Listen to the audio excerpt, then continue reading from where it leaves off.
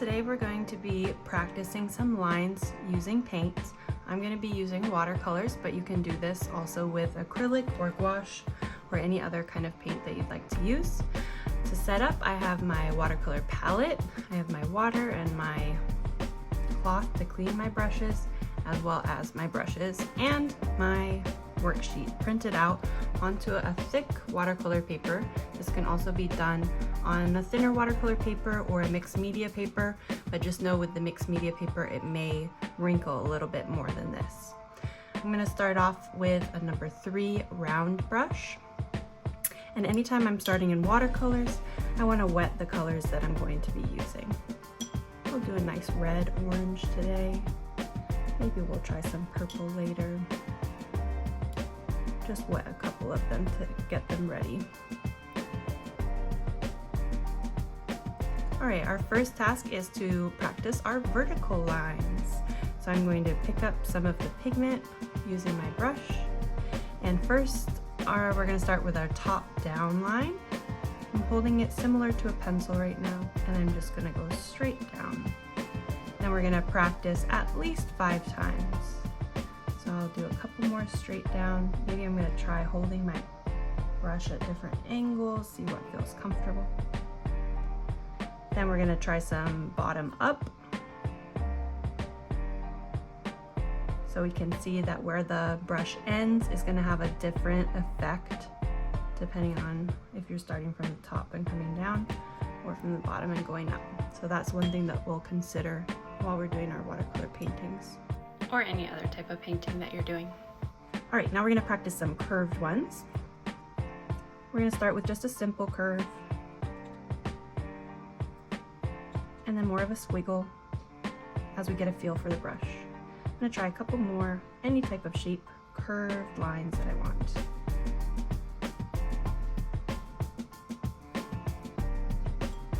Our next practice is horizontal. So I can feel the difference in how I hold the brush to do a vertical versus a horizontal line, left to right and right to left. We'll try a few more in there. Now this next one we're going to be practicing a varied thickness, but we're not changing to a bigger or smaller brush size. We're just using the pressure of our single brush. So to make a very fine line, I'm holding my brush up close and I'm just going to apply a very small amount of pressure as I go across. For my next one, I'll scoop my hand back and apply maybe just a little bit more pressure. And then for our wider one, I might even bring my brush down to get that really wide one. Or I can try keeping it parallel to my brush direction, my stroke direction, and do it that way too.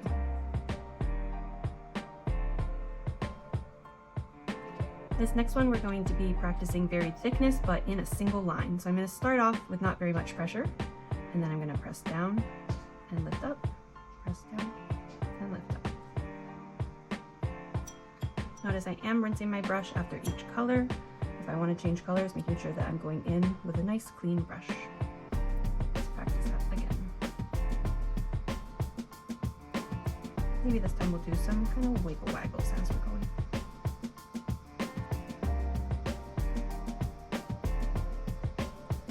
So the whole point of this is just to experiment. It does not need to look any certain way when you're done.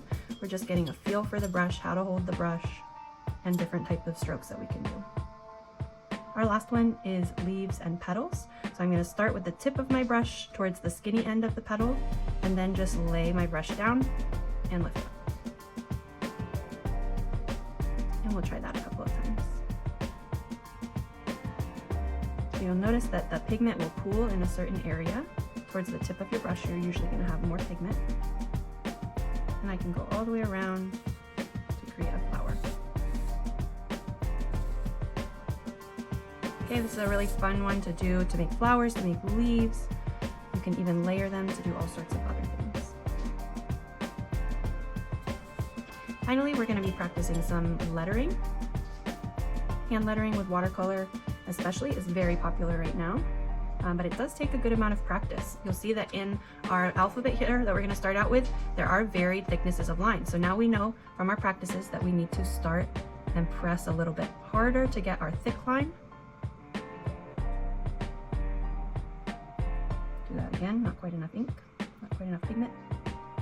And then for our thin line, we're going to keep it nice and light, not a lot of pressure. Nice thick line and some curves. Those curves can be tricky. This one, let's see if we can do it all in one go. Not too much pressure, and then more pressure, and lifting off. So we're using all of those techniques that we just practiced and applying them to making these gorgeous letters.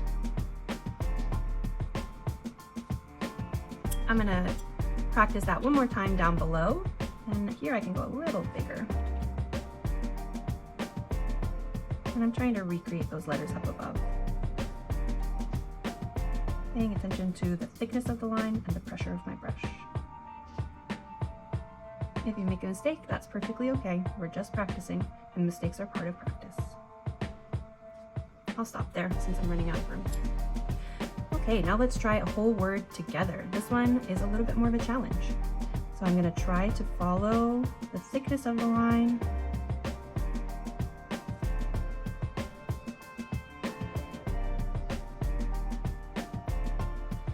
And you also don't have to do each of these in one go. Like, you can lift your brush up, go a little bit, and then come back.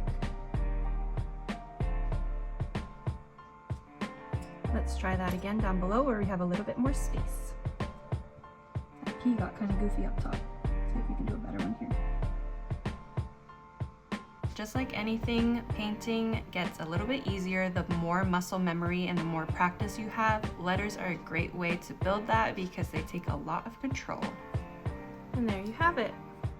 You've now practiced your brush lines.